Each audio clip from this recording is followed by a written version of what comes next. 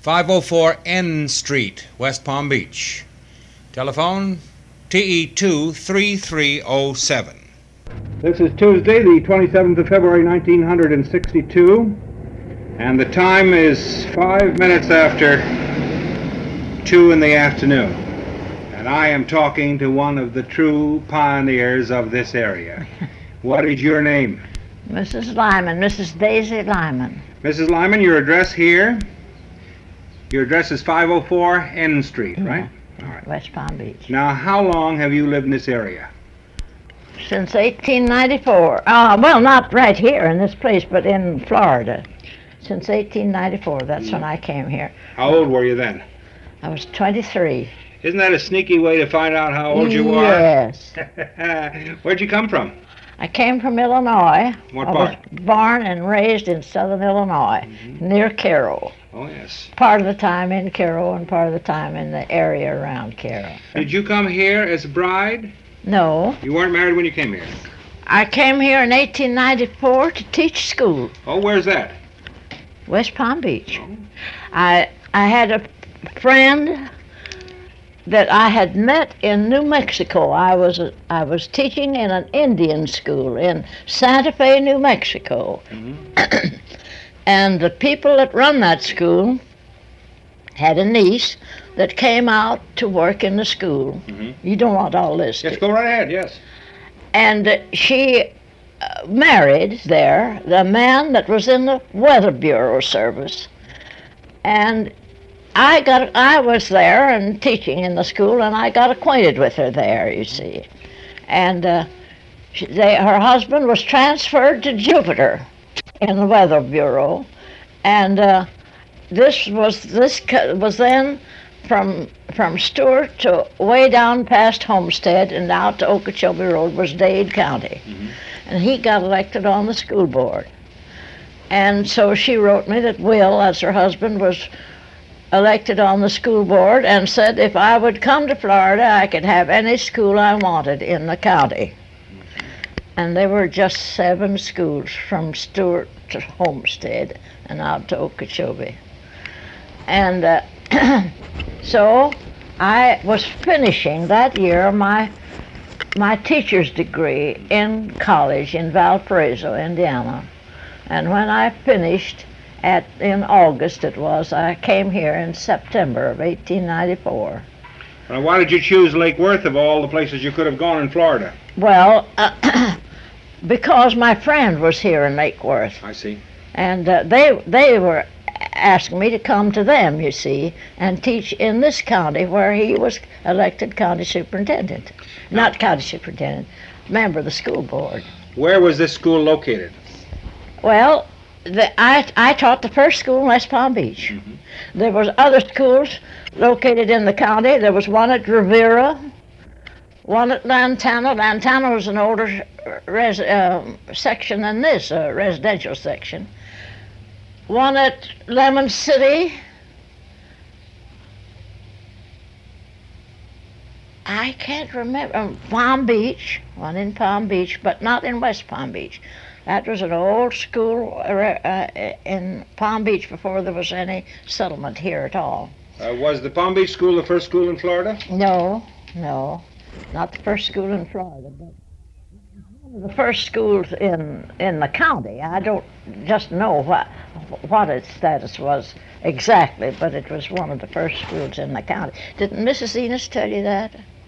Didn't she tell you anything about the schools? Yes, she told me about the school over in Palm Beach. Yes, well, that's what I'm talking about. I got the impression from her it was the first school in the county. Well, it may have been, but I don't hardly your telephone, believe you want to it. answer it? Oh, Take you off of this. shit. Now, what in the world? Now, when you taught school here, how many pupils would you have in a school? Well, I had opened about 14. I opened the very first school in West Palm Beach. I opened it here.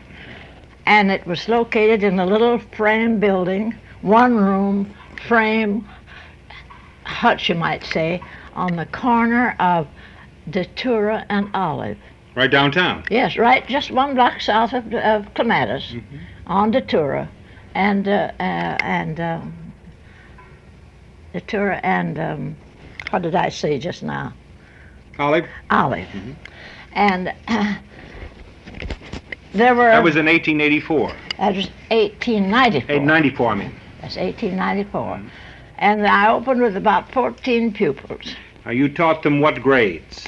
All grades, from kindergarten, from primary up to the 8th. To the 8th? Uh-huh. And all in one room? All in one room. How'd you control the kids that you weren't teaching? Oh, I had the older ones in charge of the smaller ones, and I had a class up. Now the 8th grade, I'd have a class up, and the 7th grade pupils, 1 or 2 or 3, would be taking care of the little ones on the one side. You know, they just helped around like that. I didn't have much trouble. I taught a school in Illinois before I came here, in the country schools. Mixed grades that way, all grades from the 8th grade to the... You were a diplomat as well as a teacher, huh? Well, I don't know whether I was a diplomat or not, but I had to control them. I had to do that, you see, to teach them a school, and that's what the schools were then in those days. Is this a technique that you were taught in teachers' college? Yes. Mm-hmm. We were taught. I took the teacher's course, and the lady that was in charge of that put us in classes and made us teach right there before her, don't you see? And we got our instructions of how to conduct it and how to manage and how to classify and all like that in that school. That's what I taught.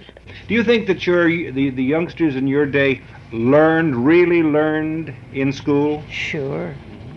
Yes, I do think they learned. Mm-hmm. Why, I had children in my school that grew up and in just 2 or 3 years could take a teacher's examination and go out and teach in the lower grades from the schools that we were teaching, that we were conducting right here at that time in 1894, 95. How old would they be when they graduated from your school? Oh, about 16. Mm-hmm. They could go and take a country school with little children in it and teach it.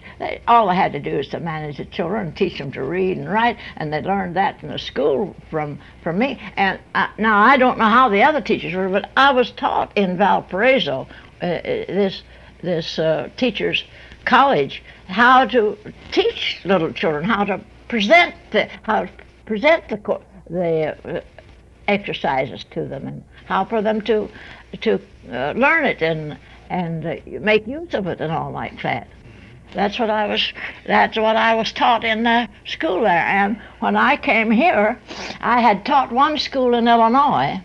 My brother was a teacher, by the way, and he taught all grades, and I went to school to him, and he was a college graduate from Valparaiso, and he was taught in that school how to conduct and manage his school.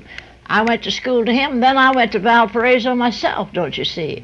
And we in those days had all grades from the primary on up to, well, he had even higher than the 8th grade, but I never had any higher than the 8th grade in my all classes. Then, of course, after I came to West Palm Beach to teach, I was just had grades, just a grade, 6th grade or 7th or 8th grade or whatever grade I was put in. How long was a school year in those days? 8 months. 8 months. Mm-hmm. Mm-hmm. That's and right. How much did you get paid? Well, first school I taught here in West Palm Beach, I got $60 a month. And you had to pay your own room and board out of that? Yeah, $4 a week. Well, you did pretty well, didn't you? You made some money. How long did you teach? Well, I taught West Palm Beach that first year. I could have taught here on, but my friend that was elected to the school board figured that it would be too difficult a task for me to take this school here on account of it being a railroad terminal. The Ponciana had just been built. All the workmen that had worked on the Ponciana was, when Mr. Flagler got his place well enough along that he could open it for a season, but still wanted workmen, he had them living in tents on the grounds around the Ponciana while they were building it. He bought a homestead that run right through the center of town. Clematis Avenue run right through that. Mr. Hillhouse had a homestead at that. and made Clematis Avenue, just run a street right through there, and moved all of his workmen over from the grounds so he could beautify the grounds and open up the Ponciana in 1894. And they bought lots for about $50 a piece on Clematis Avenue up and down. And the houses were just huts, just little frame houses and huts and little stores and things all along from the lake to this lake up here, you see, right up straight. And that's all the streets there was in West Palm Beach when I came here. That church was built, well, the Olive was, it wasn't paved, but that church was on the next corner, next to Clematis Avenue, you see. And that little frame building, they called it a church, and I had church services there, Sundays and Wednesdays. How long did Mr. Flagler's shack stand? Oh, they were gradually disappeared as people built better ones, you know. The next year, after I taught at West Palm Beach, as I started to tell you, this friend of mine said that the school would be too difficult for me for the next year because of all the workmen coming in, the families and children, boys and all that sort of thing that was difficult to handle. And he would rather I would go to another place that would be easier. So he sent me to Lantana. That was an older settlement than this was. My husband's people had settled that several years before, and there was a small school there, all grades, with about 13 or 14 children, or 15, something like that. So Mr. Widmeyer, the school board member, my friend, sent me there. And his wife went to Jupiter. They had a home in Jupiter. He had taken up a homestead up in there, on Indian River. And they had a home in Jupiter. So his wife was a teacher, and so she went from to Rivera and taught school, and he sent me to Lantana. And I met Mr. Lyman there, and married him at the end of that term, you see. Oh, I see. He was a teacher too? No. He and his brother were in the supply business. Oh. There they had a store, and they supplied all the farmers down the lake shore with fertilizer and supplies, grocery supplies, and they had a general store there. And he and his brother run that, and he had a launch, a little motorboat that he delivered with. And he would leave out a barrel so I could go with him. Did you think that was complimentary? Oh, yes. The barrel weighed about 400 pounds. Well, it was space more than anything else. I wasn't quite that big either. Mrs. Lyman, in those days in schools, did you have what we now call juvenile delinquent boys and incorrigible girls? Yes, we had some. Not to any great extent. I had to do spanking. I'd spank them every once in a while, or switch them with a little switch, you know. Did that keep them in line? Yeah. Did the parents agreed that was all right. Nowadays, you know, parents disagree. Oh, no, they wouldn't stand for it now, but they wanted me to make a mind. And I had a boy that was rather unruly, and he was in class. I had a blackboard up here, and of course I was doing blackboard work, and I had my little folks standing along the row here, and this fellow wasn't more than about 8 years old, or 9, something like that. And of course, the minute my back was turned, he was up to mischief, poking the others in the class, doing something. And I turned around and caught him at it. And I jumped at him to shake him like this, you know, and I had a pointer in my hand, and I dropped that pointer. And every child in that school vowed that I struck the child with that pointer. Oh. I dropped it, and it clattered, and I shook him. And as soon as I did that, he had a little sister sitting in the back, in one of the seats in the back. She jumped up, right over the backs of the seats, and went flying home. And pretty soon her mother came to the door. She wanted to see the stick I hit that boy with. I said, I didn't hit your boy. And you couldn't get one child in that school to say that I didn't hit that boy. They thought I did, you know. But I didn't. But I had it in my hand, and I dropped it, and I just jumped at him like this, and I suppose it looked like that I hit him, you know. And so she blessed me out and then went on.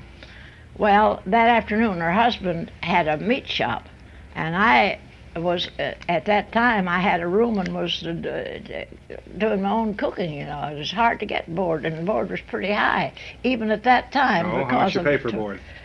Tourists, you see, and everything. So I went in to the meat shop to get me some meat, and Mr. Davis, the old man, he says, Miss Lyman, I want to apologize for what my wife did. He said, anytime that boy gets out of line, you just wear him out. Just do what you please. Just wear him out. So I didn't feel uneasy about what Mrs. Davis would do anymore, but I never did have to do anything more. I jumped at him and scared him so. And the others, too, they didn't know that I would do a thing like that, you know. And so they all got scared enough that they behaved themselves. I never had any more whipping or spanking or anything like that to do. This was before the days of the PTA. Yes. Oh, yes. There was no PT then. You'd have been up and down. Oh, I would have been up against it, wouldn't I? Well, I was taught in Illinois. I was taught by my brother. He thrashed them if they needed it, if they got out of line. And I was taught the main thing was to make them mind, that you couldn't carry on. My brother used to say, you can't carry on a school, you can't conduct a school or teach them anything unless they behave. And if they don't behave without a spanking, you have to give it to them. And that was born and bred in me, you see, and I didn't know anything else but to do that. I taught in Lantana a number of years before we moved back up here. And when we moved back up here, why, I applied for, Mr. Lyman was going to go in business up here, and I applied to the school board, and I happened to know the county superintendent, and first thing he asked me, can you make a mind? I said, well, I can try. I said, I've done it so far. Well, that's all right. If I could make a mind, that's all he cared. He didn't care education or not. Now, as the community grew in years, yeah. When did the high schools come in as separate units? Or did they just add on to the 8 grades in the elementary schools? They gradually grew. It went up to the 8th grade and 9th. I think the last that I taught in the school here was the 10th grade, when the 10th grade was inaugurated. I didn't teach the 10th grade. I always taught in the lower grades. 7th and 8th was my hangout. And about the time that they instituted the high school here, I went to Gainesville. My boys at that time had grown up and were getting ready for high school, and there was no high school here. And I wanted them to get in touch with the university. I wanted them to get interested in going through high school and going to that university. The main idea of my whole life was to get my boys through the university. How many did you have? 2. Mm-hmm. So I wrote to, I had been to summer school up there in Gainesville, and Murphy was the president. And I wrote to Murphy, and I had met him when I was up there at summer school, and I wrote to him and told him my situation, told him that I wanted to get into the public schools there because of my boys and getting the university. And by that time, he had been in the public school. By that time, he was president of the university, you see. So he handed my letter to the principal of the school there, public schools, Professor Castles, and he had gone to school in Valparaiso, same school that I had gone. Wonderful. And he knew what they taught in Valparaiso and how they trained the teachers.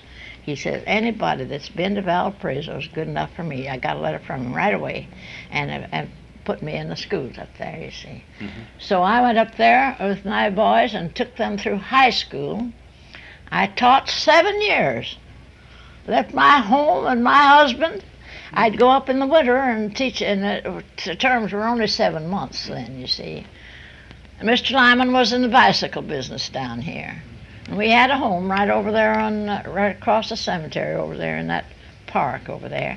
And I would go to Gainesville and teach and come home. We'd come home for 2 weeks vacation, the boys and me. He'd come up every once in a while and visit us a week or a few days. He had help in the shop so that he could leave a few days at a time, and he'd come up and visit us, and I'd stuck it out for 7 years. And you got the boys through school? Yeah. Huh? What'd they graduate as? Well, they didn't, either one of them graduate in university. They went about 2 or 3 years.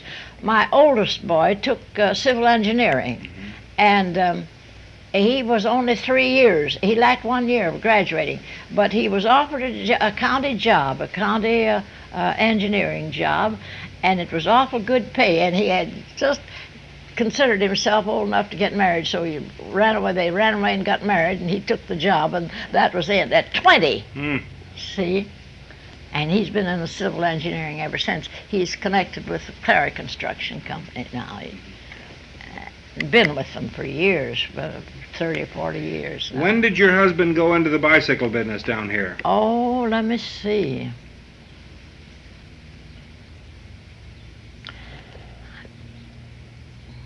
(1896). We were married in 1896. About 1900. I can't remember the exact date. At around 1900. That was a great means of transportation then, wasn't it? Yes, that was the only means of transportation. Part 2 of Mrs. Daisy Lyman will be continued on the next reel. Mrs. Daisy Lyman, Part 2. There were no roads, and you could only ride the bicycles up and down Clematis and just right around in town there, you see. What'd they have, a wooden sidewalk? No, they had shell. Oh. The oyster shell. They would grade the streets and go out to these shell mounds. Do you know where the shell mounds are? Well, they brought in oyster shells. Clematis was graded, was shelled with oyster shells from those banks of oyster shells out around. I don't know, some around Jupiter, and I don't remember now where those mounds were, but they hauled them in from there and graded them, you know, and pounded them down. They'd get down with posts like this and pound them. That's about all they had to level them off with. Do you remember the names of some of the bicycles? Or how much they cost? Well, mine cost $50. I don't know what the regular price was. That is about I guess that is about general price, $50 for a bicycle. No, let me see. I can't remember the names now. Was there a Pierce or a Columbia? Ivor Johnson, do you remember any of those? Ivor Johnson, I remember. It didn't take long to teach anybody how to ride a bicycle. Just 2 or 3 times and they were up and gone. And as soon as they could balance themselves, why, they were all right. Did the kids ride them to picnics? Or? Yes, they rode them, well, not to picnics, they rode them to school. And they used to have bicycle racks up there, just rows and rows of bicycle racks. I don't know whether they have any now or not. Yes. Do they? Well, they had bicycle racks in those days, and Mr. Lyman went into the bicycle business because that was the most lucrative business then at that time, you know. It was, it just almost run itself. People were just buying bicycles and having accidents and things to happen to them that had to be repaired. He had a couple of young men in the shop with him that helped him, and he was a mechanic himself. He had been in Jacksonville in mechanical work, so it just suited him to get in that business. And he then got, later, as he went on in the bicycle business, he moved his shop over in Palm Beach and did mostly renting of bicycles to the tourists. All the tourists used to come in the fall. They'd come down here to Palm Beach, and that's all the way they had to getting around, riding up and down. They thought that was wonderful to get a bicycle and riding. But Mr. Lyman did a good, lucrative business. In fact, he was in that till he was retired, in that renting of bicycles. When did the automobile come in here? Well, there were horse and carriage days too, weren't there? Yeah, not much horse and carriage. There were a few. Mr. Lyman and his partner, G.C. Barco, were, by the way, Mr. Lyman had a partner by the name of Barco, G.C. Barco, after he started for a while, and they went in business together. And Mr. Barco and he had the first automobiles. They had 2 automobiles. I don't know whether one was a Ford or not, but just just one-seater, Mm-hmm. and they rented. They made money on that. People, that was wonderful to rent those automobiles to ride up and down. All the road there was this county road. We called it the county road then, that all the way down to Lantana. It was. Didn't go any farther south than that? No, not at that time. Not in our time. It didn't. Of course, it continued later. But I don't know. It's so far. It's so far in the past that I can't remember the details of things very well. Wasn't it a lonely life for a school teacher before you were married? I didn't think it was. I didn't suffer from loneliness. Now when I went to Lantana, I taught here 1 year. Then I went to Lantana. Well, now, Lantana was an older community, and the people were acquainted with each other. And there were several young men there and no young ladies. Oh, you had the market. And I had the market all to myself. And every fellow had a boat, and the fellow that had the nicest boat and could give you the nicest time was the one that got the dates. And Mr. Lyman must have been pretty high up on the list. Well, he had a sailboat and a launch. Ah. You see, and we could go in the launch if we wanted to go to the beach or make a quick trip. Several of us, we could go to in the launch. If we wanted to go in the sailboat, where the whole family could go and we could sail up and down the lake anywhere we wanted to go up and down the lake. There was a family across, the Mrs. Enos family, the Dimmicks, lived across here at Palm Beach. There was a family by the name of Pierce that lived across from Hypaluxo on the island there. And they had a son by the name of Charles. He had a boat, and he and my husband were great friends. There was another family just about 2 or 3 miles north of Lantana on the lake shore by the name of Bradley, and he was our school board member, county superintendent. He was our county superintendent. Well, he had 2 sons, and they had sailboats. And there was Mrs. Enos and myself and Lily Pierce, and I don't know, just two or three more young people on, and we'd have parties, on the beach. Well, we weren't lonely. We didn't know what it was to be lonesome. We had those boys trained so that anytime we were free, we had a boat to go in and someplace to go. Well, of course, being the school teacher in the community, you had to be pretty careful about going. You couldn't go out with them alone, could you? Well, I did. Did you really? I sure did. My goodness. Well, he wanted to go out in a boat or a sailboat, come, let's take a sail. I went with him. Nobody thought anything about it. That's the only place there was to go. There wasn't anything, that was, could be criticized much, because that boat sailed out on the ocean. It had to be attended to pretty strictly, Where did these boats come from? Were they built around here? No, I guess I got them from Jacksonville, and all my husband's boat, I think, came from Jacksonville. I think they got their supplies from Jacksonville, and they were brought in sailboats, in boats that sailed up and down the coast.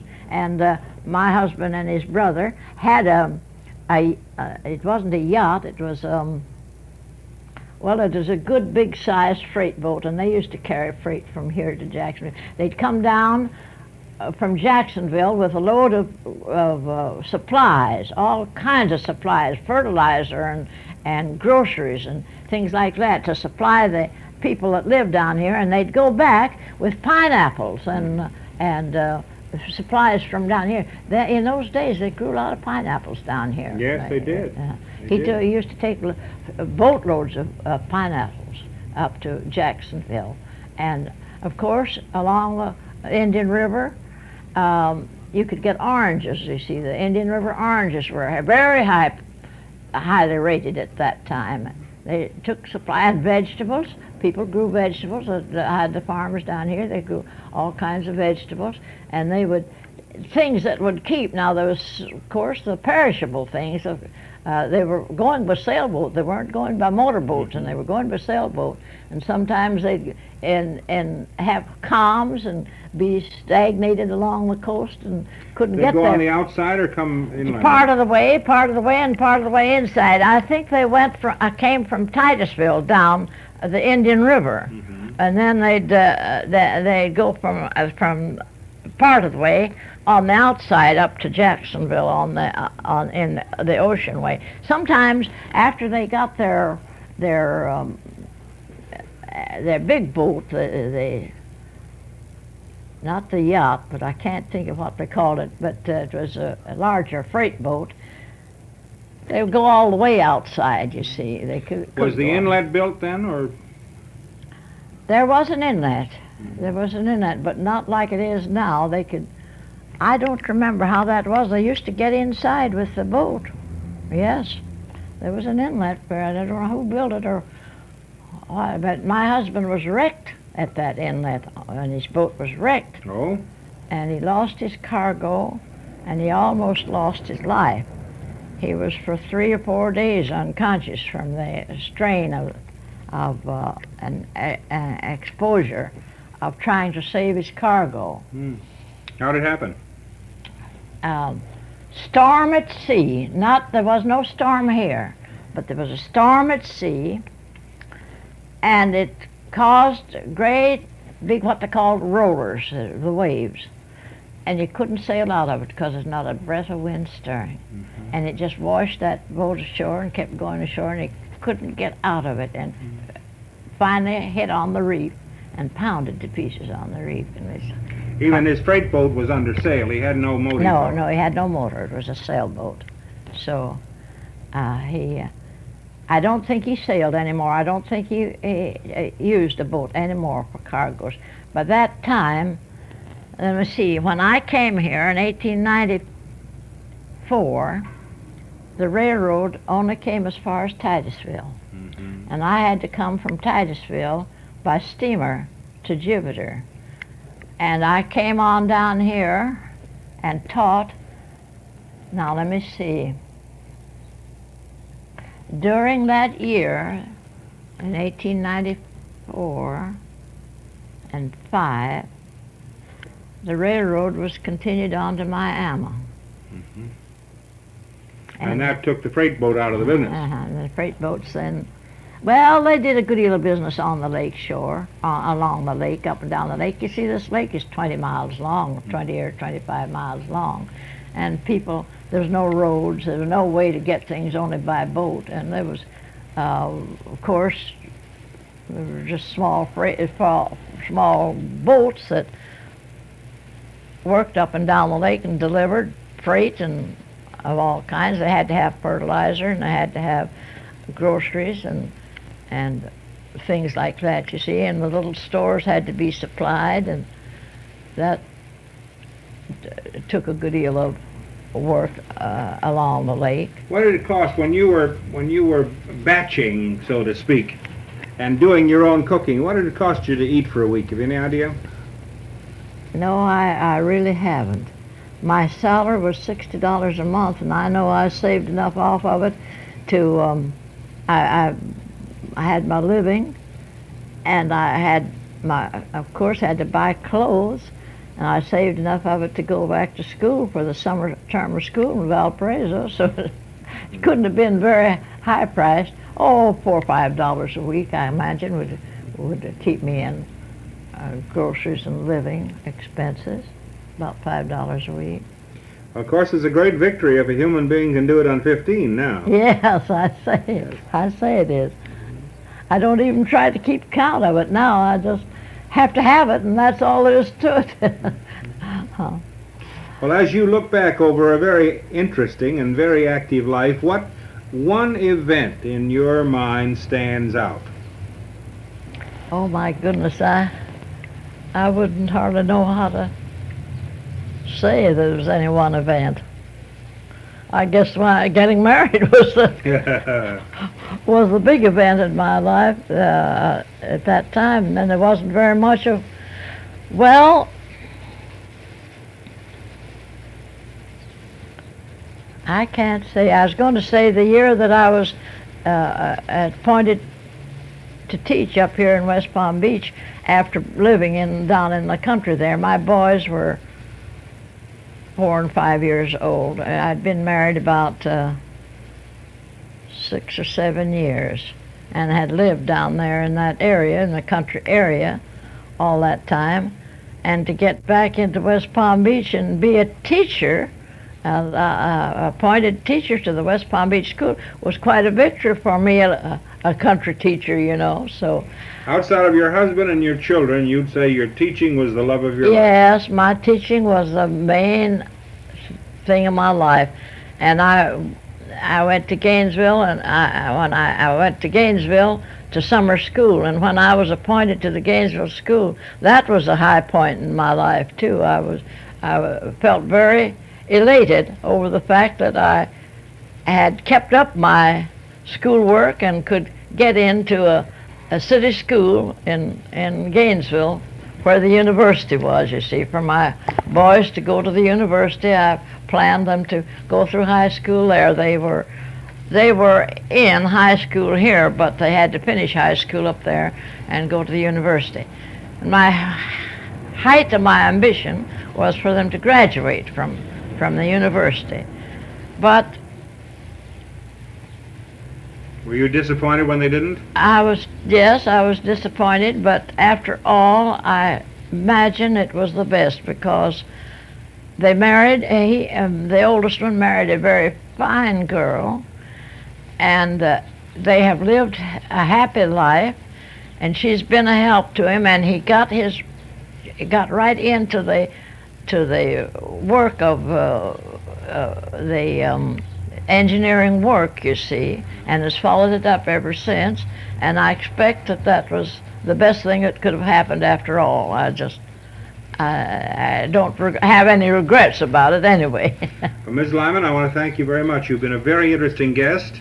Well, I hope I have. I don't think there's much that you can hold on to that is of any interest, well, but I think you'll find that there's a great deal that'll be very interesting to the people who are interested in these tapes. I want to thank you very much. You're welcome, I'm sure.